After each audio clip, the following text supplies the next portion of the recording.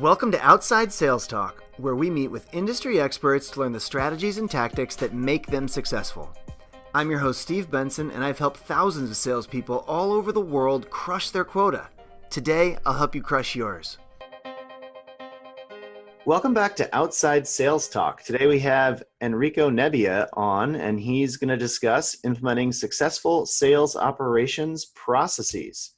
So Enrico is a sales consultant, speaker, and the founder of Ekselia Partners, which is a business consultancy that specialized in sales transformation initiatives. He started his career as a software developer, and after his MBA, transitioned into sales strategy consulting and sales enablement. Enrico now helps B2B companies improve their sales operations, strengthen the sales process, and adopt successful tools and methodologies to improve their sales team's effectiveness. He's also the founder of Execution Pro, a software solution helping to better manage salespeople in companies selling consumables. On the side, Enrico is an adjunct professor in sales and marketing at EADA and TBS business schools in one of my favorite cities in the world, Barcelona, Spain. So welcome to Outside Sales Talk, Enrico. Thank you very much. I'm happy to be here. Awesome. So well, let's jump right into it. So sales operations has played a really important part within organizations for almost 30 years now. However, there's still some confusion about the role and not really a ton of clear definition of what it entails exactly. Could you explain what the key responsibilities of sales operations are and why is this function so important? Yeah, sure. I will gladly give you my vision. I will start by answering the second part of the question, why it is so important. And it's important because when effective, it can add between 10 to 15% to your top line. And I think that's relevant to most of us. That's relevant to everybody. Yes, it is. As to the first part of the question, that's the difficult part.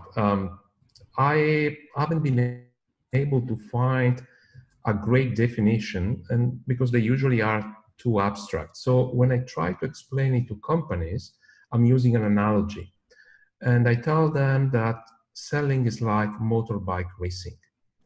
And I'm using specifically this analogy because right now Spanish pilots, and I'm living in Spain, are winning a lot of races in the Grand Prix motorbike category. So they constantly appear in the media, people are familiar with them, and when I use the analogy, they immediately grasp the concept. So you have this, are you familiar with motorbike racing? I am, yeah, sure.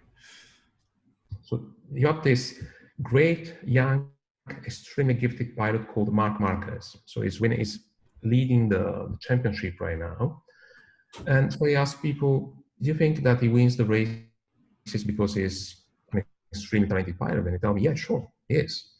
And do you think that he will still be winning all these races if he was driving the slowest motorbike of the pack? Then they think about it a little and they tell me, well, maybe not. So it turns out that this great pilot still needs a good motorbike, a good enough motorbike to win the races. Then I go on and ask them, okay, do you think that it is Marc Marquez himself who designs the motorbike? And they say, well, he provides feedback and fine-tunes the bike. Yeah, but is he the one to design the engine, or is he the one who tested the motorbike, the aerodynamics? Well, not really. So it's the engineers who do that. Okay, so it turns out that Marc Marquez needs a motorbike designed and built by someone else in order to succeed. So the analogy is the following. The sales force and sales management are like Marc Marquez. They do drive the bike, but they don't design it. And what sales operations does is providing the best possible motorbike to the sales force for them to win the race. So salespeople and sales managers need to spend their time in the field with customers and close sales. And sales operations gives sales reps and sales managers the tools, the information, the processes, the methodologies, the training, the reports, the collaterals, and all type of support that they need to succeed in the field. So that's what we do in sales operation. We provide the best possible motorbike to salespeople. And I think there are two confusing parts. One is that sales operations, when it exists as a function, carries out different tasks and has a different role in each and every company. So it's difficult to find a definition that fits all situations. And the second confusing part is that traditionally, and that's still the case in many smaller companies, it is the sales organization itself that carries out many of these tasks or directs them. So it's not a different function. So why do we need some other team called sales operations? Well, because the sales organization and the sales manager doesn't have the time to do all these tasks. And often they don't have the skills either to do it. Mm-hmm. So right now it requires IT skills and they don't have them. It requires lots of process mindset and sometimes they don't have it. And actually there was an interesting study a couple of years ago published in the Journal of Sales, International Journals of Sales Transformation, and they asked sales managers, could you please rate between 1 to 10 how comfortable you feel in your role with respect to different criteria such as teamwork, leadership, sales instinct, and that kind of stuff. And there were a dozen skills being tested. And interestingly, planning and organization, which relies on processes and tools, ranked as the second least favored skill. So it means that many sales managers do not feel that comfortable with respect to planning and organization. Mm-hmm. Well, that makes a ton of sense to me. I mean, I've got a sales background, obviously, and I've always felt like I'm not in the best position to, for example, evaluate different CRM systems and then deploy them to the team and figure that all out. That's just not it's not a skill set that I have for certain. And it's not a skill set that many sales managers have. It's a different job at the end of the day. Mm-hmm. So that's why it's helpful to have specialized people come in and take responsibility for that part of the business. Mm-hmm. And it makes perfect sense to me. And so you've worked with a ton of companies to improve their sales operations and boost sales performance. What would you say the keys are to implementing a successful sales operations strategy? Where should sales leaders get started? And what are your best tips to develop structured processes? Okay, well, implementing a sales operation strategy at the end of the day is a change initiative. And as all change initiatives, it requires management buy-in and support. So from top management and from the sales manager. So I've seen sales operations efforts fail because the sales manager simply didn't get it. So it was not a process-oriented guy, didn't support the whole effort. And after the project ended, it went all down. Then you need very clear responsibilities. What is the sales operations team supposed to be doing? How are they going to work with the sales organization? You need to have resources, to dedicate resources, investment, and have a reasonable plan to the project. I mean, sometimes as soon as salespeople understand that they have a dedicated sales operations team, they start asking new features, new things, and so on. And it just collapses the team, saturates them, and nothing gets done. And then they need to be as close to the sales function as possible. So whatever they end up producing needs to be used and used well by salespeople. So it needs to be easy to use. It needs to be clearly useful. Otherwise, you will have huge adoption problems. And it needs to have quickly produce visible results. So always go for quick wins.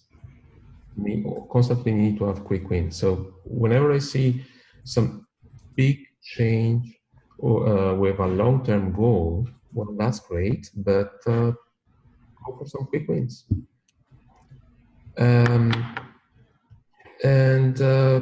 So I think it's kind of difficult. You need to strike a balance between simplicity of what you're providing and usefulness. So, for example, in one company, we produced a process that created so many tasks for salespeople that they felt overwhelmed and stopped looking at them. So it was not simple. It might have been useful, but not simple. Didn't work. Well, that's really interesting. What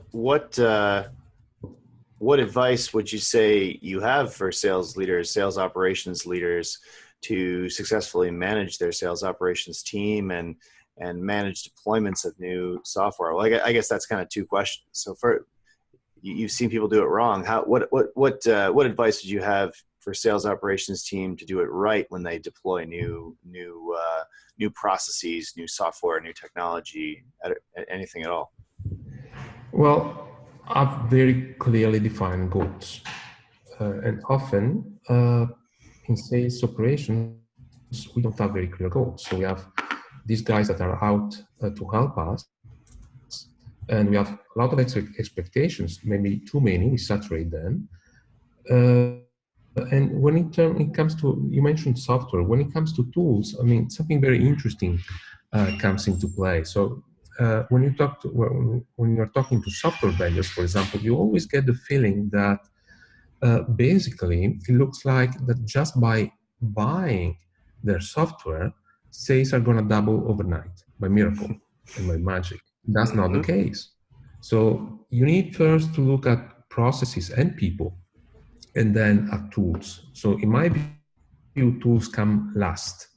So they need to implement the right processes, and people must be on board and capable of using the process first, and then the tool. So the tool is just a facilitator, something that makes the process easier and smoother. But the process comes first. The tool comes second. Whenever you try to invert the order, I think bad things happen. So people are not on board, they're not using it the way they're supposed to be using it, and you have wasted a lot of time and money. So that would be one of my recommendation. And the other thing is have them as close to the sales function as possible. So have them go out with salespeople, have them spend time with sales managers, for example, in planning and review sessions. So when you act as a sales transformation guy and you're taking part in a meeting between a sales manager and a salesperson, then they're talking about specific situations happening in specific customers, your mind is racing and you're imagining solutions for everything that can be improved in the process, in the information that these guys are having, and new things that you can bring to the table to answer business questions that they can't answer right now. So when you are very close to the field, you get all this input that helps you understand the real needs and the obstacles to be overcome by your function. Yeah, that makes a tremendous amount of sense to me. I think often sales operations people's background is not sales, but it's some kind of IT or business background, but not necessarily a sales background. And I've run into situations in the past, and obviously, you know, my whole career has been selling software and, you know, working at some software companies. So I've deployed a lot of software or been a part of that. And you can really tell when you're dealing with it. Sometimes you'll run into a sales operations person who isn't close to what the problems are in the field. It hasn't, you know, been in a ton of ride-alongs and don't really know what the challenges are the people that are in the field face, because it wasn't their job beforehand, which makes sense because, you know, sales probably isn't the best background for sales operations, I would guess. Is probably because you have to understand it's more of an IT and business and, you know, investment, decision making and process or type oriented role. Right.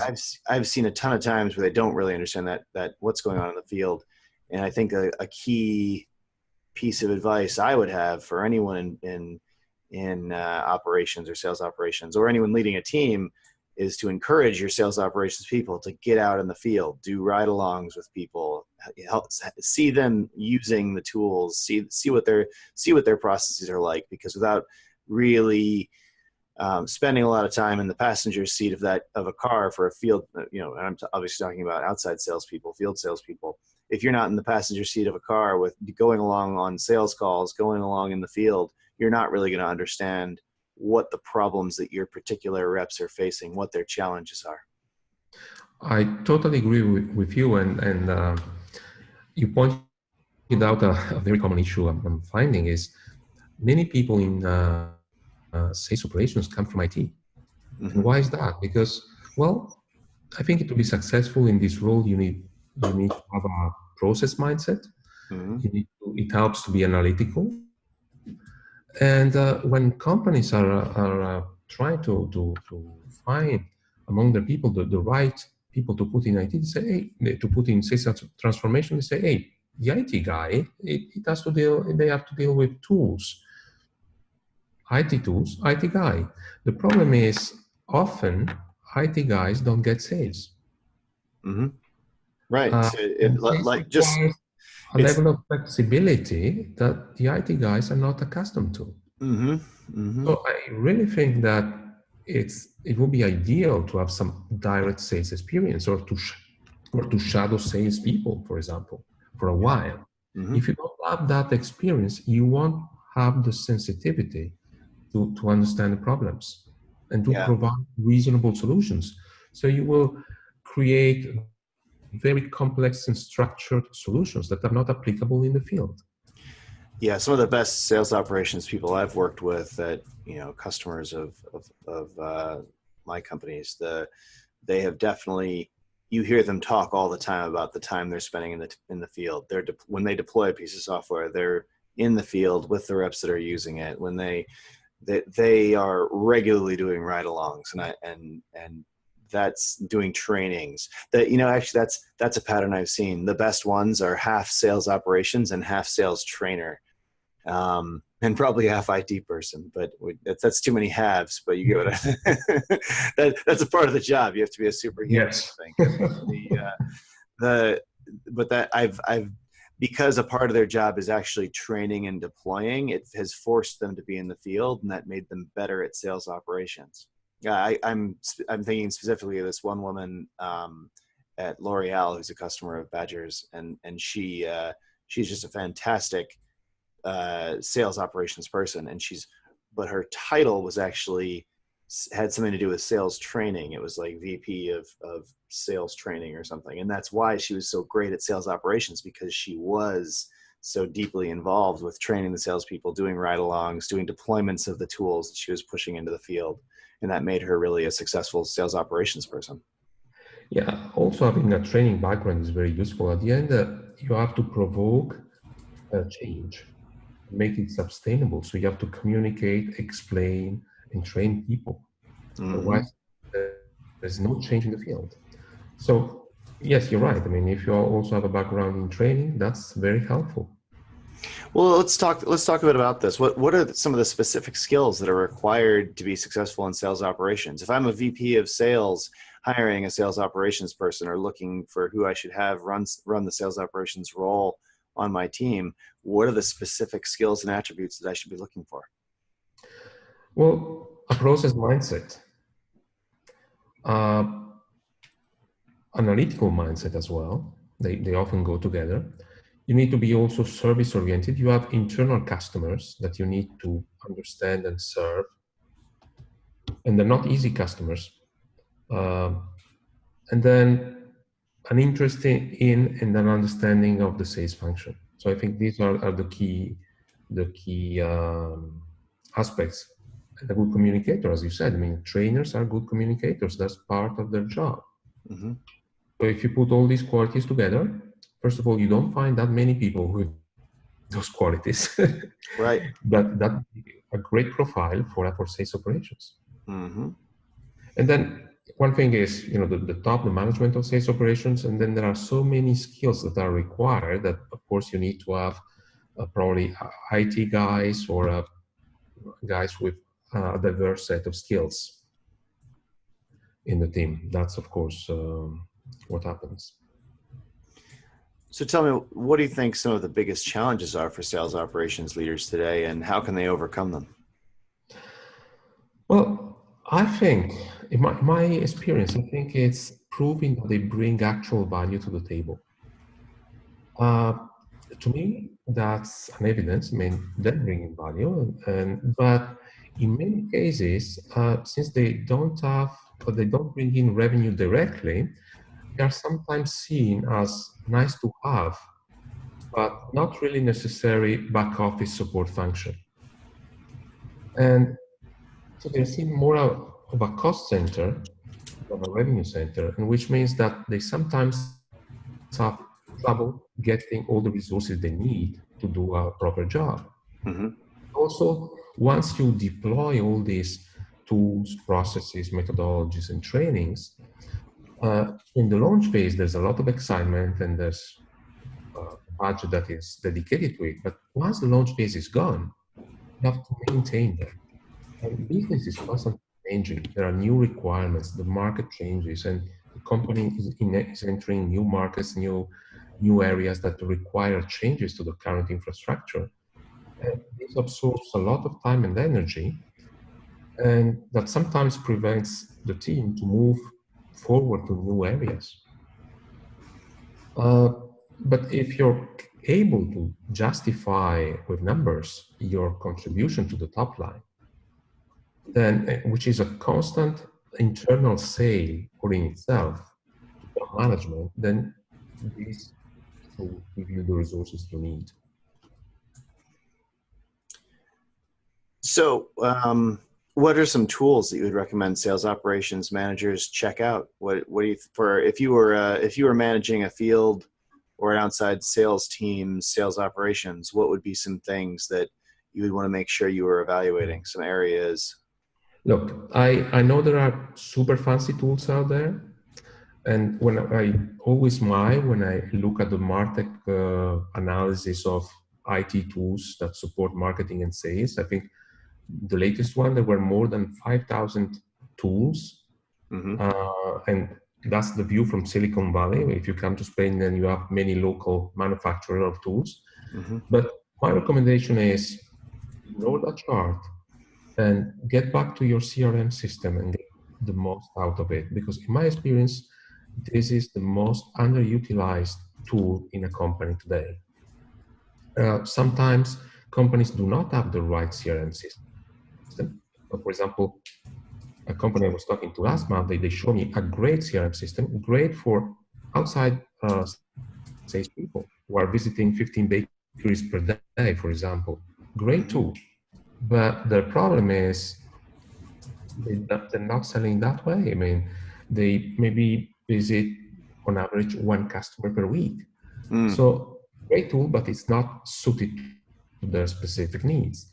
Right. And then there are so many different things that many companies are using CRM system just to report what happened, what visits have been done, what are the visit reports, and so on. Okay, that's great. What about sales process? What about driving the salesperson behavior in the future? What is it that he needs to do in order to close a sale?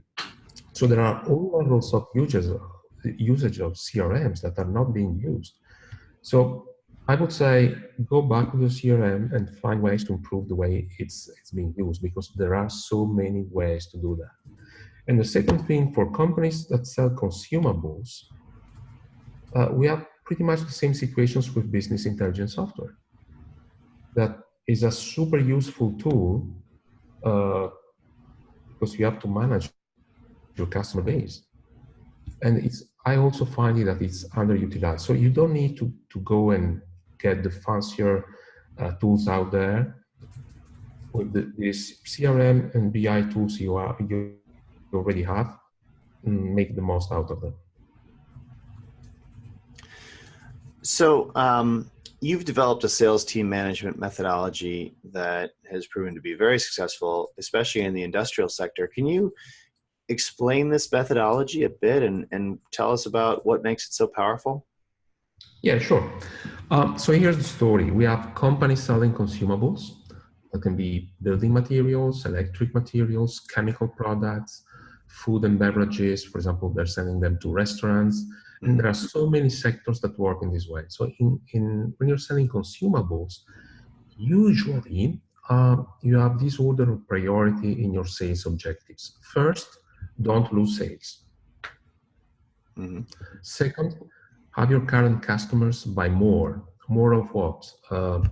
More of the same product they're already buying, or more diverse products that will be cross-selling, more expensive products that will be upselling, for example. And third, and only third, acquire new customers. So in these sectors, at least in Spain, sales reps are in charge of at least 150 accounts each. And they have to manage product catalogs of thousands of references. So if you're working, for example, for a distributor, then it's really maybe tens of thousands of references. Mm-hmm. So when you have hundreds of customers to manage and thousands of references to sell, understanding what is happening and what needs to be done is not that easy. So the probability that your sales reps end up talking to the wrong customer about the wrong product at the wrong time is pretty high. Mm-hmm. So we had to develop a system that helped sales reps and sales managers easily identify what customers to talk to about what products and when. And then to make sure that whatever they chose to do was actually done, because this is another issue. One thing is planning, but then you need to make sure that whatever plan has been carried out. And this was basically accomplished by leveraging spatial sales, on top of using the CRM, of course, but leveraging spatial sales analysis and by implementing a very rigorous planning and follow-up methodology based on those analyses. And it was powerful and worked very well. We obtained a plus 15% sales because it helped sales reps focus on the most relevant or the most urgent problems and opportunities. So it's usually very easy to detect problems. It's not that easy to detect opportunity. Mm-hmm. And I really think that focusing in those businesses is probably the most important thing. And second, because it fosters a culture of personal accountability. And that's the power of a follow-up process. So we really stress the importance of following up on whatever plan had been decided. Mm-hmm. So I remember the case, for example, of some salespeople. We had agreed to do some customer calls, and they hadn't done it, and because of that, we ended up losing relevant sales. And so sometimes, well, when you're an outside salesperson, you have lots of pressures. I've been with salespeople next to the passenger seat, and we had a plan for the day, and then a call comes in. We need to send an urgent budget, and the whole plan was abandoned. We had to change it, reschedule, and so on and so on. So there's a lot of day-to-day activity going on. So that's why it's so important to plan and follow up. That makes a ton of sense to me. What are some best practices in sales operations that you've seen to be the most successful? Well, I would say having well-defined sales processing methodologies, not only well-defined, they need to be well understood and widely used. If they're not understood, they're not used, and if they're not used, they're not useful at all. Mm-hmm. And second, to me, it's super important, the planning, review, and coaching sessions and how you do them. So that there was, years ago again, in the International Journals of Sales Transformation, there was another study that was very interesting. They interviewed salespeople and asked them whether they were receiving any type of coaching, and 33%, one third of them, declared that they were not. And those who declared that they were receiving coaching, Well, half of them said that they were not getting enough of it. So that's another third of the salespeople population.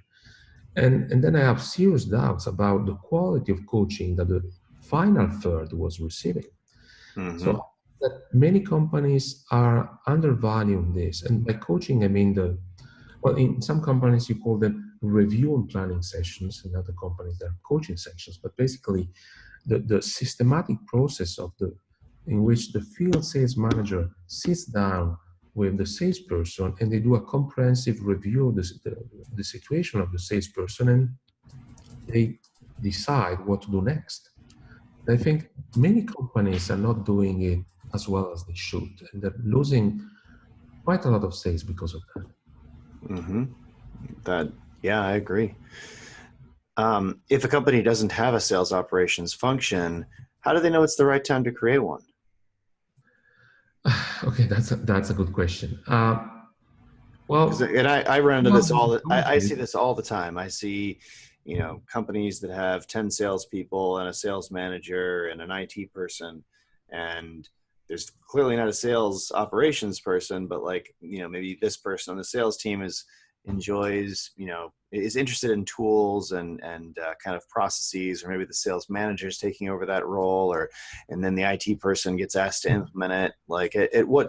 Obviously it wouldn't be if you had two salespeople, you wouldn't have a sales operations person, but when does it come into play? When is the right time?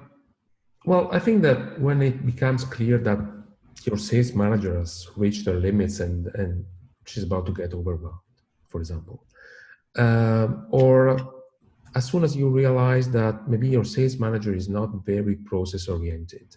Mm-hmm. So in that case, you might end up, chances are that the process and tool side has been left unattended, and it has started to become a drag on your growth. For example, I recall the case of a company selling chemical products, and they were complaining that they were constantly, they were growing, but not as much as the market. So if the market was growing 5%, they would grow 1%.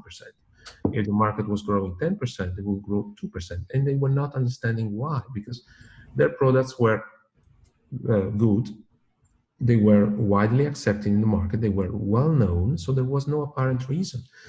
And the reason was that they had neglected to work on the way salespeople were working. So they had neglected processes, both the sales process and the sales management process. They neglected the tools. And by just fixing those parts, they were able not only to catch up, but to grow more than the market. So this is another moment when you might want to get someone else involved or create this function. Now the problem is, as you said, if you only have two people, how do you fit in a sales operation function? You probably don't have the resources to do that. And I think this is one of the trends that I see many, in Spain is quite a smaller market than the US. So we have not that many big companies. And now the need for sales operation is coming down to smaller companies that find out that they don't have the resources to afford internally this function. So probably we will go towards a model where maybe parts of these tasks are carried out by some outsourced party. Because that will be the only way for these smaller companies to afford such functions, or to be able to carry out some of these tasks. Yeah, well, I guess the way I would think about this, if I were running a sales team or running a company, is you look at the number of salespeople you have, and you look to make another hire. Another salesperson hire, if you could spend that money instead on a sales operations person, and that sales operations person would make all your sales reps that much more effective and efficient, that it would pay for more than the additional sales rep would bring you in terms of revenue, then it's time to get a sales operations role specifically. So, for example, if you had 100 sales reps on your team and no one in sales operations, and you believed that having a sales operations manager to manage the processes and think about what tools and deploy those tools to the team, if you thought that that sales operations person would make every rep on average 1% better, then it would be break even to get the sales operations person or the additional salesperson. But if you believe that it would make everyone 2% better, then all of a sudden it's a no-brainer to get the sales operations person instead of the additional salesperson. And someone's doing, so that's one thing, one way I would think about it, one metric or that I would think about here, one heuristic. Another heuristic I would use is if you think that a full-time sales operations person wouldn't pay for itself and you'd rather have the additional salesperson, someone's still doing sales operations at your organization. So either you're comfortable with someone on your IT team doing it, or someone on your sales management team doing it, or even one of the salespeople, I've seen that, is effectively acting as the sales operations person. If you don't think that's going to work well, or you think it's going to take away from their existing role too much, then you can look to bring in someone from the outside.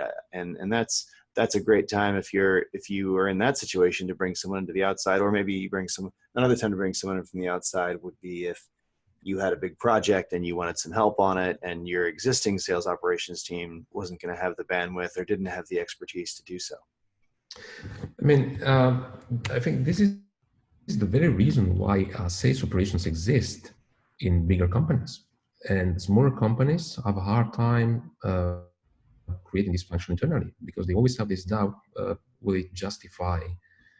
Will the added revenue justify the extra cost? Because at the end of the day, this is someone who's not going to sell directly, so not going to generate revenue directly.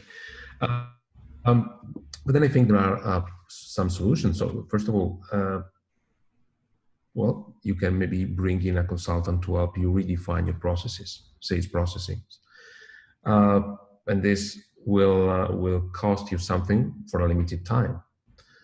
Then part of these tasks have always been carried out somehow in the company. So I remember, for example, sales managers asking the accounting department to generate spatial sales reports. They will simply not do it as efficiently and effectively as someone dedicated and expert in it will do it, but they will survive. But I think as soon as you reach maybe the 25, 30, 40 people, it might be worth having someone dedicated to this function. But then it depends so much on the company, the industry. Is it a high margin sector? Then maybe the limit is lower. Is it a distributor who has a minimal margin? Then well, you need to have a bigger sales force. And then it depends on what your goals are. Again, what you expect from it. What is the tasks that you're gonna give to this function? Yeah, that makes a ton of sense. What do you think is the best way for sales operations leaders to stay up to date on trends and new developments in the field of sales operations? Well, I think we are lucky enough to live in a time where information is so easily accessible. There are tons of podcasts like yours, for example, articles, blogs, magazines, or books. For example, this summer I've been reading Sales Enablement, and it's been an interesting read. So this is, I mean, information is out there. You just need to want to look for it. So it's and then of course there are vendors or consultants, vendors of services or vendors of tools. In that case, you need to talk to a lot of them. Don't take any commitments, because they all have their vested interests, of course. As I was telling you before, I mean, software vendors make you believe that overnight you're going to double your sales just by buying a software. Mm-hmm. But there are many opportunities to get involved, to get information. Just look for them. So, as a final takeaway, what should the salespeople listening today do as a first step to implement a successful sales operations process within their organization? I will go back to the CRM system and think about all the possibilities to get more value out of it, because there must be many of them. And more specifically, start by looking at the sales process and how well it is reflected in the CRM. Mm-hmm. And I'm sure if you do that, and you will find many ways to improve it. Yeah, that makes a ton of sense. Well, I'm going to try to give a minute or two summary of the concepts that we've covered today. I try to do this because a lot of times people are listening to this in their cars, and when they hear things twice, they remember it. So first of all, the sales operations role is to give sales reps and managers the information, the tools, the methodologies, the training, and all the other support they need to succeed in the field. When it's done right, sales operations has a huge impact on your bottom line. It requires a very process-oriented and analytical mindset, which is a different skill than what sales managers probably have, and they might not. Your sales manager might not be your best sales operations person, and vice versa. This is why it's important to have a separate role in your organization to improve sales processes and focus on sales operations. Implementing a sales operations process is a change initiative that requires clear responsibilities, support from management, and resources. What you're looking to develop, it needs to be easy to use and useful to the salespeople, and it needs to produce quickly visible results. Keep in mind that the process comes first and the tools come second, and the tools support the process. You need to spend a lot of time with salespeople and managers to understand what the real challenges and the real problems are. With that information, you can provide the right solutions for them to help work more efficiently. Besides being process-oriented and having analytical skills, sales operations executives also need to have a deep understanding of the sales functions and have a service mindset, as they have internal and external customers. There are so many tools out there, but the most underused one is the CRM. Keep it simple and focus on making the most out of your CRM. Don't just record past interactions, but also use it to build sales processes and give your sales reps next steps to close the sale, such as when do you follow up, with which prospect, with what message. Through planning and establishing a clear follow-up process for the sales team is crucial if you want to drive great results. Your processes and methodologies need to be well-defined and widely used in order to be successful. If you don't have a sales operations function yet, start with the simple things. Things like helping improve the way the salespeople work and giving them the right tools that will make them more efficient. Podcasts, articles, magazines, books, and blogs are all great resources that can help you stay on top of your industry and improve your skills and learn more about sales operations. To get started today, go back to your CRM and think about all the possibilities it provides and whether you're truly leveraging all of them. Identify what other areas you can improve with the help of your CRM. So tell me, Enrico, where can listeners read more about your work, and where can they reach out to you? Well, they can reach out on LinkedIn, and they can look my company up at ekselia.com. That's EKSELIA.com. Most, if not all, of the material is in Spanish, though. Well, yo hablo español y Puedo leer también.